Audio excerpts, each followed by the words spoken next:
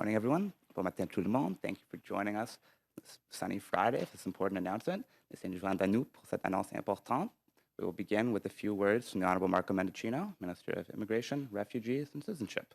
On commencera maintenant avec quelques mots de l'Honorable Marco Mendicino, ministre de l'Immigration, des Réfugiés et de la Citoyenneté. Over to you, Minister. Good morning. Bonjour à tous.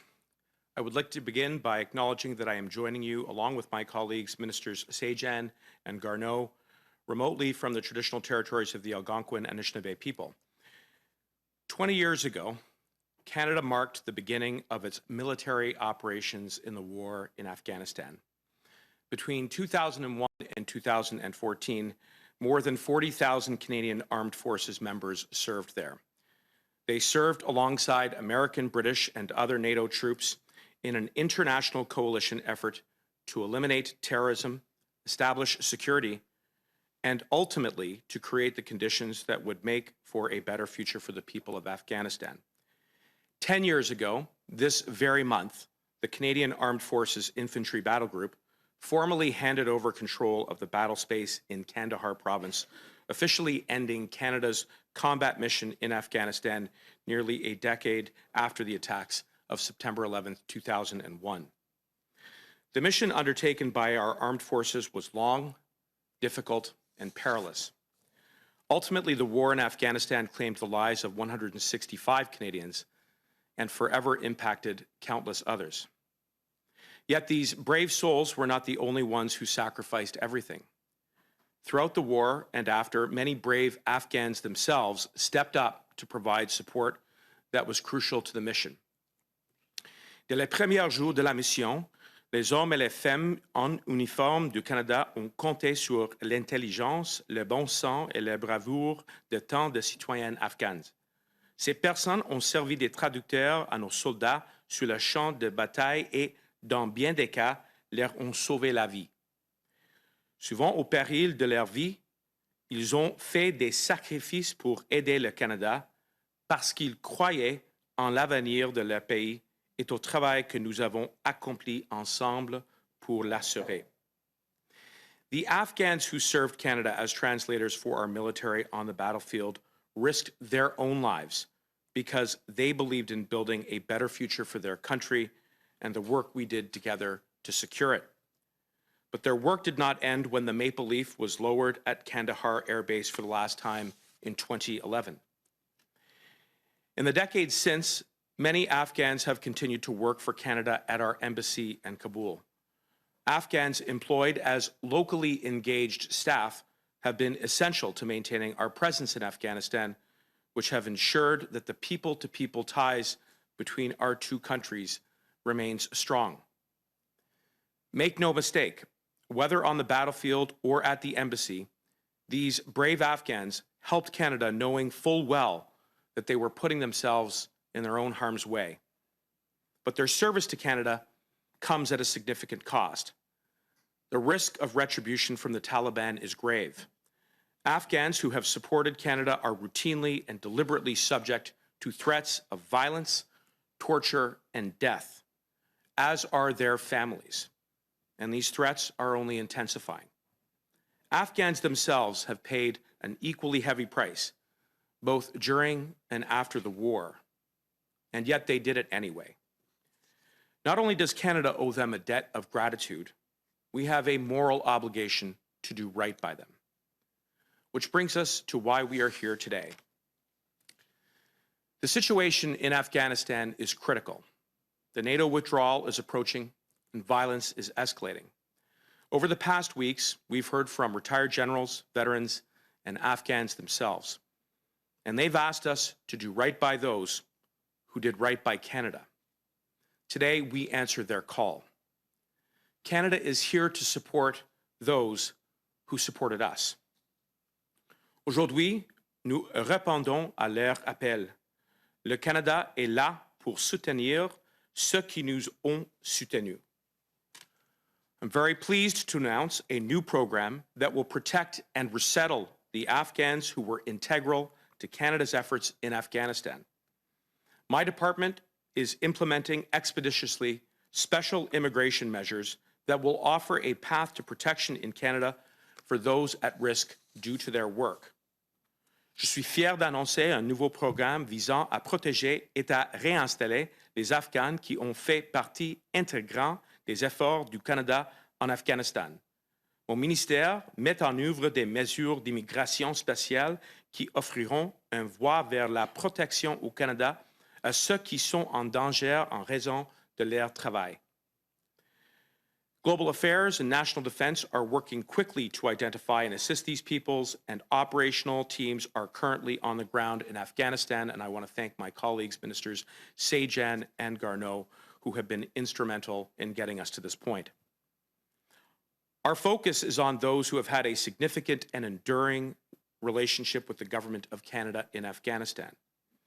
Those eligible will include, but are not limited to, interpreters who worked with the Canadian Forces during the combat mission, locally engaged staff currently or previously employed at the Canadian Embassy, and their families. I would point out that these special measures are in addition to prior special immigration measures, which helped us to resettle roughly 800 Afghans, as well as other efforts which are already underway to aid targeted and persecuted minorities with a pathway to Canada, including Afghan Sikhs who are outside of Afghanistan.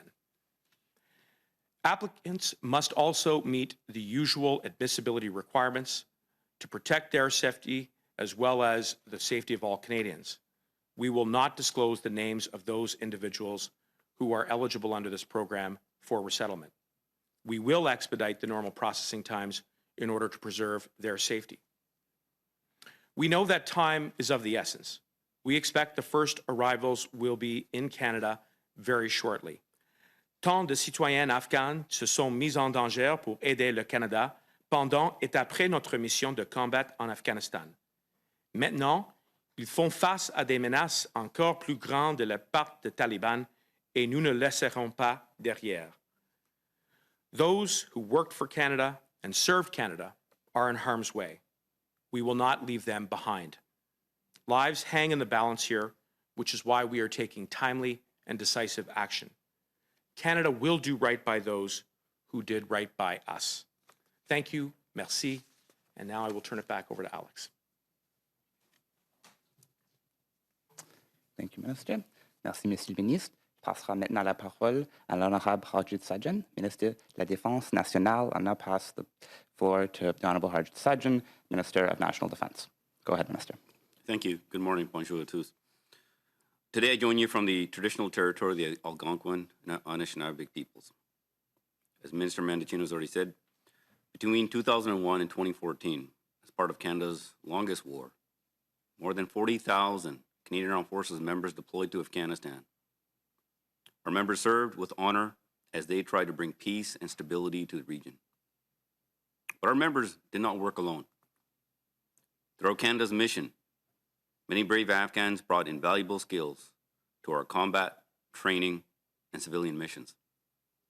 Some were interpreters, bringing their knowledge of the language, but more importantly, the knowledge of the culture and the local dynamics to help us do our work. Others contributed to the Canadian Embassy, all in support of the coalition and NATO efforts and the government of Afghanistan. Their work was instrumental to the Canadian mission. But the security situation in Afghanistan has worsened in recent months. And I know that the Canadian Armed Forces members and veterans who served in Afghanistan, as well as many Canadians, are concerned by reports of the Taliban gaining strength in areas throughout the country. They're afraid for those they worked with, for the many Afghans who risked their lives to assist Canada during the mission, and who are rightfully now asking us to keep them safe from Taliban retribution. I've seen firsthand the courage that interpreters and others who worked with us brought to bear in support of their country and to help keep Canadians safe. And I'll be blunt, this is a personal issue for me and all those who served there. I have known many of these peoples and served alongside them. We will do everything in our power to keep them and their families safe. Today's announcement is a signal, a promise to those that we worked with in Afghanistan that they will not be left behind. Helping them, like they helped us, is the right thing to do. We owe it to those who served alongside our members in uniform to make sure that they and their families are safe. It is why I and the Canadian Armed Forces and the Department of National Defence have been working very closely with Immigration, Refugees and Citizenship Canada on a plan for how we can bring these Afghans and their families to Canada and to safety. And it is why we will resettle Afghans who are at serious risk, including interpreters who supported the Canadian Armed Forces, locally engaged personnel who worked at the embassy in Kabul, and their families. National Defence and Global Affairs are providing Immigration, Refugees and Citizenship Canada with lists of those eligible for resettlement to Canada. We are working with Canadians who have knowledge of Afghan individuals who served, former Canadian Armed Forces members and civilians alike, are aiding in this effort. We will also provide any other assistance necessary, from logistics to planning to military assets, to bring them here to Canada. We will continue working until Afghans who are integral to our work and their families, that they are brought safely to Canada. Canada remains deeply committed to Afghanistan and its people. The Canadian Armed Forces, the Department of National Defence, and I will not shy away from our responsibility to help the courageous Afghan nationals who have risked so much in service to us and our allies. Thank you. Merci beaucoup. Thank you, Minister. Merci, Monsieur le Ministre. Je passerai maintenant la parole à l'honorable Marc Garneau, Ministre des Affaires étrangères. I'll now pass the floor over to the Honorable Marc Garneau, Minister of Foreign Affairs, who joins us from Montreal. Thank you for all being here. Over the past 20 years, we have relied on locally hired staff and local collaborators to carry out our diplomatic mission in Afghanistan. As the level of violence increases, we have a responsibility to protect targeted people for helping us to advance human rights, education, health, and security in their country. Ensuring the safety and security of all our personnel, whether Canadian or Afghan, past or present, and the people who are helping us on the ground, is our top priority. The pace of the Taliban's advances over the course of the past months is troubling. We call for a permanent ceasefire to end the interminable suffering of the Afghan people, as well as to facilitate the provision of humanitarian assistance to those in need. Meanwhile, however, we are taking all necessary measures to ensure the protection of our current employees and to enable our mission to continue its important work in support of the Afghan people. We continue to work with our international partners on contingency planning to ensure the security of our embassy and to fulfill our responsibilities to all staff. Nous prenons très au sérieux notre responsabilité envers nos employés, canadiens et afghans, nos collaborateurs sur le terrain et leurs familles. Pour des raisons de sécurité, nous ne sommes pas en mesure de partager les détails opérationnels spécifiques, mais je peux vous assurer que nous agirons rapidement. Nous continuons à suivre de très près l'évolution de la situation politique et sécuritaire. La recrudescence de violence en Afghanistan inquiète la communauté internationale. J'en ai discuté avec mes homologues au G7 et dans l'OTAN, ainsi qu'avec le ministre afghan des Affaires étrangères, M. Atmar. Nous sommes tous préoccupés par la menace que représentent les talibans pour les gains réalisés, notamment en ce qui concerne les droits des femmes et des filles. Les efforts du Canada en Afghanistan ont contribué à une réelle amélioration de la vie des personnes les plus vulnérables en Afghanistan et nous restons déterminés à répondre aux besoins du peuple afghan. Merci.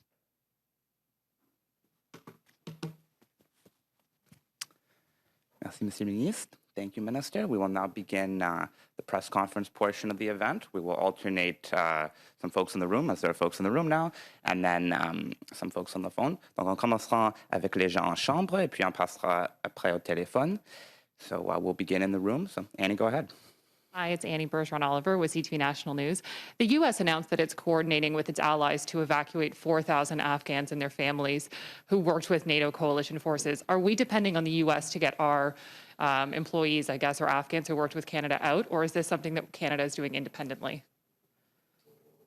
Well, I'll just begin by saying that those discussions are underway, but certainly from the standpoint of today, it was important that we announce the special immigration measures, which will ensure that those Afghans who have a relationship with the government of Canada, both as you heard from Minister Garneau at our embassy, as well as historically in translator and other critically important capacities now have a pathway to Canada. And with regards to the operational aspects of how they will come to Canada, I will pass the mic over to Harj. No, thank you very much for that question. Obviously, for operational security reasons, we can't provide the details, but one thing I can assure you that we are involved with the planning, the logistics, and the security of how this will take place. For very good reasons, we are in discussions with our allies because the most important objective for us is how to do this safely for the people that we're bringing over. So we can't provide the details, but I can assure you that the planning and the work has been ongoing for some time. And I'm just hoping that you can provide some additional information in terms of eligibility. I know the program that expired in 2011, you needed a minimum of 12 months of service between 2007 2011. There was some criticism that 12 months was too long a time for a lot of locally engaged staff. I'm wondering if you can provide details on the eligibility. How long is it? You say a significant contribution to Canada. What does that look like? Well, I want to thank you, Annie, for the question. And certainly my approach to this program has to try to be first and foremost very collaborative with both DND as well as Global Affairs, because they are best situated to identify those Afghans who have a relationship with the government of Canada, who have aided our soldiers on the battlefield, as well as our presence at the embassy and elsewhere. You've heard that with today's announcement, we're looking primarily at three groups: those who are currently engaged as staff in support of our embassy operations there. You've also heard that we're looking at translators, as well as others who have provided critical support to our operation and our presence in Canada and their families.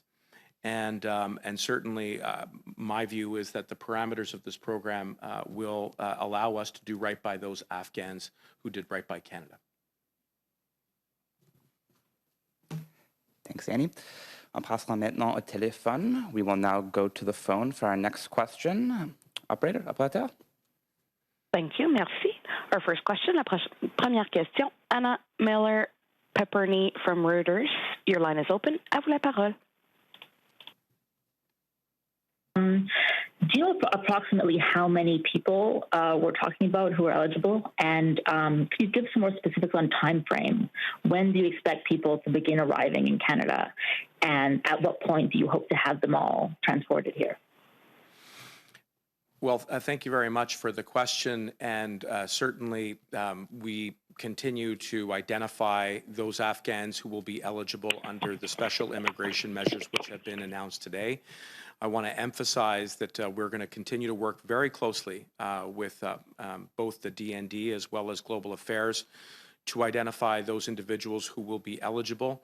I would also highlight that the specific categories that I mentioned today are not exhaustive. I think it's important that we continue to do the hard work on the ground of identifying those individuals that have played a critically important role in supporting Canada's presence in Afghanistan. And with regards to timing, I think what you've heard from both Ministers Sajjan, Garneau, as well as myself, is that we appreciate that there is a need to act quickly and decisively, but that we must also do so safely, given the very dynamic and rapidly deteriorating situation in Afghanistan.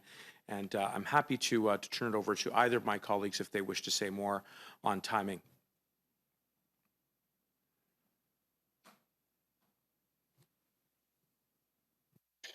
I can offer a comment. I think, as Minister Mendicino said, we're evaluating the situation. Obviously, we have staff at the embassy who continue to provide vital services, but at the same time, we're monitoring the situation on a day-to-day basis, and it is based on that we will make our decisions. And that is something that is very difficult to predict, but I can assure you that we're putting everything in place to react quickly.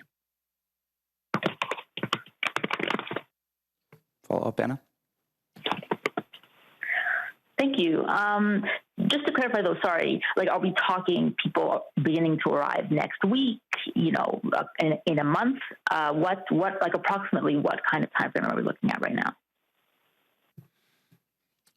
I'll reiterate that, as Minister Sajjan said, that for operational security reasons, that the precise timing of this operation is extremely sensitive, and for the safety and security of the Afghans as well as the Canadian teams who are already on the ground. I would just emphasize that the work has begun to assess the security situation, that we have to safeguard the precise details of how this operation will be carried out, as well as exactly when it will begin, and certainly happy to turn it over to Harj if you'd like to add to that. No, unfortunately, there's nothing that we can add. This is about making sure that we do this safely. We're trying to bring the Afghans who helped us back here safely because their lives are at risk. So the last thing we want to do, any of us, is to jeopardize their safety. So this will be done with the utmost planning with our allies. I can assure you that the Canadian Armed Forces have been diligently working on the planning, and they've done this type of work quite a few times in the past. They know the area well. However, the security situation is deteriorating, and we need to work with our allies very, very closely. So the plan itself has to be guarded for the safety of the people that we're trying to bring to Canada. Thank you. Thank you, Anna. On passera maintenant à la Chambre pour notre prochaine question. And I'll go to the room for our next question. David, go ahead. Hi, thank you. David Thurton, CBC News. I want to ask a question about Afghan interpreters and cultural workers who are in Canada right now. They are out of harm's way. They are safe. But some of them are worried about their families that are back home in Afghanistan. Are their families eligible to apply for assistance through this program? What sort of help are you going to be providing to Afghans who are here but are worried about their families over there? No, it's a very important question, and I'll just begin by saying that, again, for a number of reasons, it's important that we safeguard the identity of those individuals who have already been resettled to Canada because their families may be in danger of being targeted by the Taliban abroad, as well as those Afghans who will be eligible under the new special immigration measures, which we've announced today.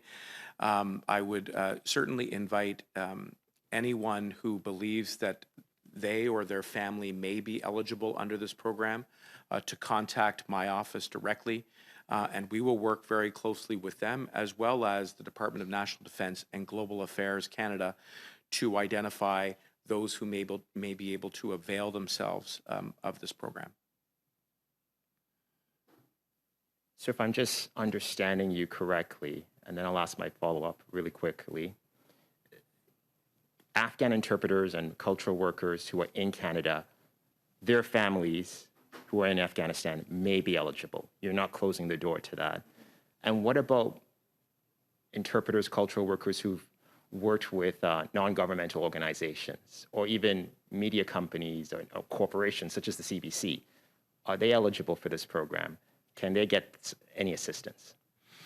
Well, as a follow-up to my initial answer to your first question, I would say that, again, without prejudging or knowing or even wanting to comment on any specific case due to operational sensitivities, it may very well be that the relatives of those who are already here in Canada may have contributed in a critically important way to Canada's mission there. So I wouldn't want to make any assumptions about that.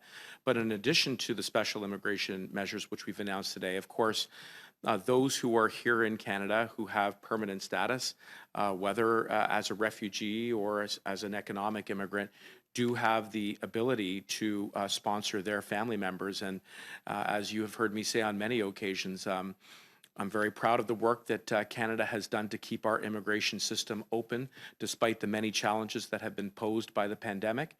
And the point that I would make is that there are multiple pathways, both pre-existing as well as the special immigration measures today, which Afghans may be able to take advantage of should they choose to do so.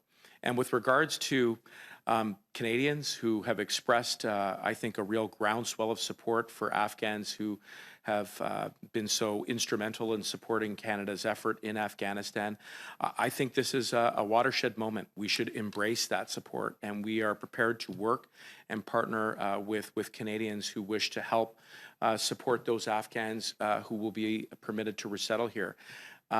The program and the policy that we've announced today is very important. The support that DND and GAC will offer to operationalize it, to make it a reality, will also be essential. But once those Afghans arrive here, what they need is a community and support. And what Canadians have shown time and time again is that they are prepared to welcome those newcomers, those immigrants, and indeed those who have been deliberately targeted and persecuted by those who would seek to destabilize the world because they know that immigrants give back. And I suspect that we will see the same here as well. Thank you, David. On passera maintenant au téléphone pour notre prochaine question. We will now go to the phone for our next question. Operator, operatrice. Thank you. Merci. Our next question, la prochaine question. Louis Blouin, Radio-Canada. Your line is open. À vous la parole. Bonjour, M. Mendicino. J'aimerais une clarification sur le nombre de personnes qui pourraient être accueillies. Peut-être une estimation. Est-ce qu'on parle de dizaines de personnes? Est-ce qu'on parle de centaines de personnes qui pourraient se prévaloir de ce système-là? Et est-ce que des gens qui ont fui dans d'autres pays, moi j'ai parlé la semaine dernière à un interprète qui a fui au Pakistan, par exemple, est-ce que lui aussi pourrait être admissible à ce programme-là? Merci pour la question. Dans la première instance, c'est trop tôt pour répondre exactement avec des chiffres ou des nombres des individus et les Afghans qui deviennent peut-être éligibles sous cet nouveau programme. Mais on va continuer d'identifier les Afghans qui vont être éligibles avec mes collègues, les ministres Sajjan et Garneau. Et la dernière partie de votre question c'est touché sur la géographie. Le focus de ce programme est sur les Afghans qui avaient une relation spéciale avec le gouvernement du Canada pendant la mission, mais même avec la présence aujourd'hui et leurs familles. Et l'implémentation de ce programme vont continuer en étroite collaboration avec le DND et le GAC. Suivi, Louis? Ma deuxième question serait pour le ministre Garneau. Vous avez parlé tout à l'heure, M. Garneau, de la recrudescence de la menace que représentent les talibans. J'aimerais vous entendre là-dessus. Y a-t-il pas un constat d'échec assez brutal pour les pays occidentaux après tous les efforts qui ont été faits sur le terrain en Afghanistan, les soldats canadiens qui ont perdu leur vie là-bas, et là, on est en train de voir que on n'a pas réussi à installer un État stable là-bas, à stabiliser la situation sécuritaire. Y a-t-il pas un constat d'échec pour des pays comme le Canada qui ont essayé pendant des années là-bas, et là, aujourd'hui, on se rend compte que c'est en train de dégringoler, finalement? Merci pour la question. Et certainement, je ne pense pas que on peut être autre que fier de ce que le Canada a fait dans les 20 dernières années. Avec beaucoup de sacrifices, oui, c'est vrai, mais avec de très bonnes intentions. Et ces intentions étaient non seulement de se débarrasser, bien sûr, de Al-Qaïda, ce qui était la motivation originale, mais aussi d'amener une meilleure vie au peuple afghan et particulièrement pour les femmes et les filles. Et je crois que le Canada peut se dire qu'il a fait une bonne contribution à ce pays et on aimerait continuer de maintenir les services et les bonnes choses que nous avons apportées à ce pays. Certainement, la situation à ce moment est extrêmement difficile. C'est pas quelque chose qui est sous notre contrôle, mais moi, je vous dirais que le Canada peut être fier de ce qu'il a fait dans les 20 dernières années et je suis personnellement, en tant qu'ancien militaire, très fier de nos militaires. Beaucoup d'entre eux, comme vous le savez, ont sacrifié leur vie, mais pour une très, très bonne cause. Merci. Merci, Monsieur le Ministre. On passera maintenant à la Chambre pour une prochaine question. On va go to the room for our next question. Go ahead. Bonjour, Boris Proulx du Devoir.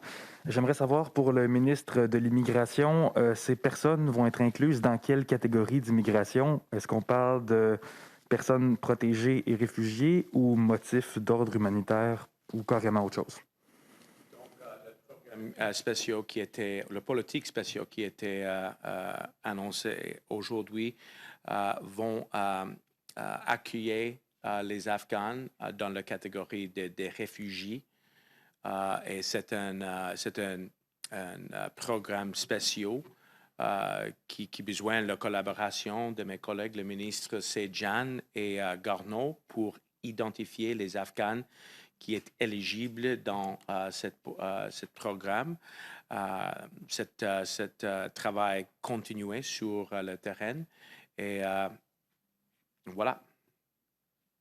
Merci. En suivi, j'aimerais demander au ministre Garneau, en suivi à la question qui a été posée précédemment, si la cause de l'Afghanistan était bonne en 2001 pour aller faire une intervention militaire, pourquoi elle n'est plus bonne en 2021? Alors qu'il est entendu que votre gouvernement, je crois, à moins que vous me dites le contraire, n'a pas l'intention de s'y rendre avec les forces armées canadiennes en ce moment, même si la situation s'aggrave. Comme vous le savez, le gouvernement canadien a envoyé des forces armées qui ont été là jusqu'en 2014 et ont beaucoup fait dans la région particulièrement de Kandahar. Nous avons décidé de nous concentrer sur d'autres mesures importantes à partir de ce point-là. Et nous continuons d'être impliqués. Comme vous le savez, le gouvernement du Canada a annoncé des dépenses de 270 millions de dollars sur 3 ans pour continuer de faire l'aide au développement, l'aide humanitaire, l'aide pour développer les institutions qui existent dans le pays afin d'aider ce pays. Et c'est le rôle qu'on joue aujourd'hui. Et on espère continuer de pouvoir le faire. On devra voir dans les mois à venir si cette possibilité existe toujours, mais c'est certainement notre intention de contribuer de cette façon-là, une façon importante à notre avis. Merci, Monsieur le Ministre. On passera maintenant au téléphone pour notre prochaine question. We'll now go to the phone for our next question. Operatrice, operator. Thank you. Merci. Our next question, Ashley Burke, CBC News. La ligne est ouverte. Please go ahead. Hi, thanks for taking my question. I'm looking for some clarity around Afghan interpreters' families. Do they have to, based on what you said, do they have to have specifically contributed to the mission in order to qualify? Or what specifically are the qualifications for family members? Well, that too is an important question. And as I have said now on a number of occasions, the approach that we have taken in the design of this special immigration program is to try to be inclusive of those Afghans who have contributed in a critical way to both the Canadian military mission as well as the ongoing diplomatic presence that we have in Afghanistan. We have applied that principle by extending a pathway to the family members of those Afghans it is not a precondition that their family members played the same role that the Afghans have, in part because they too have been targeted very deliberately by the Taliban for intimidation, violence, and even death.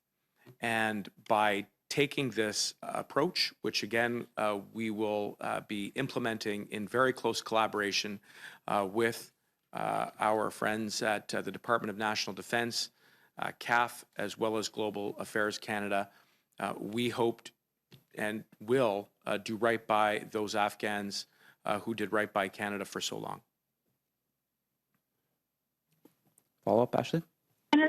And as well, how bureaucratic is this all going to be for those who are trying to be part of this program to prove that they qualify? This is a big question a lot of these individuals have right now.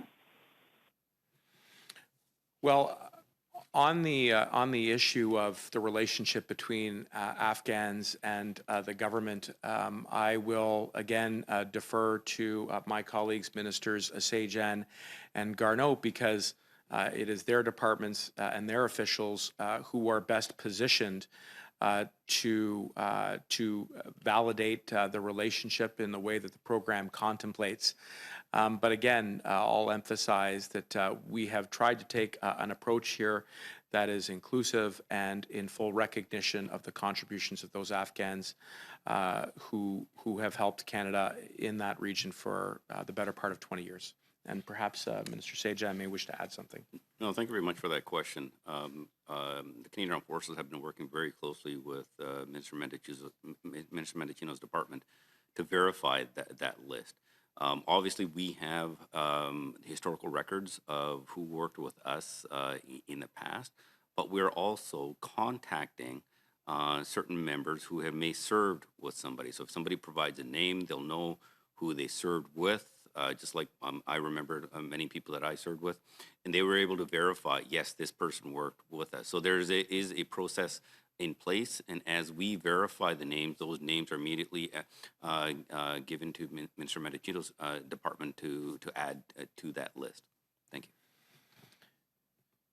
And I may just add one last word, because I know that the question has come up on several occasions around numbers, and again, I would reiterate that it is far too premature to say exactly how many will be eligible under the special immigration program. But I want to underscore that the work is underway, that the Department of National Defense and CAF and Global Affairs Canada are indeed reaching out to ensure that those Afghans, as well as their families who are eligible under this program, will be able to take full advantage of it.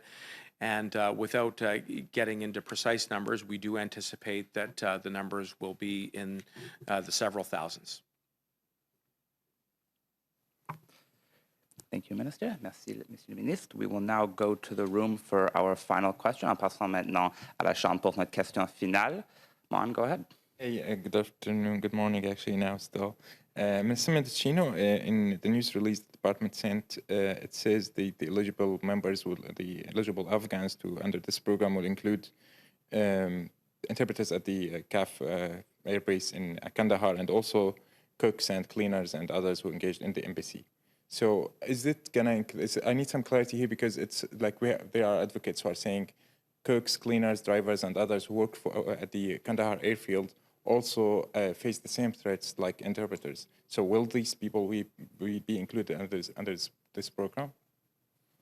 Well, as I have said on a number of occasions, we've identified a number of categories, not exhaustive, precisely because we want to give as much latitude as we can and deference as we can to Global Affairs, as well as the Department of National Defense, to come up with that list.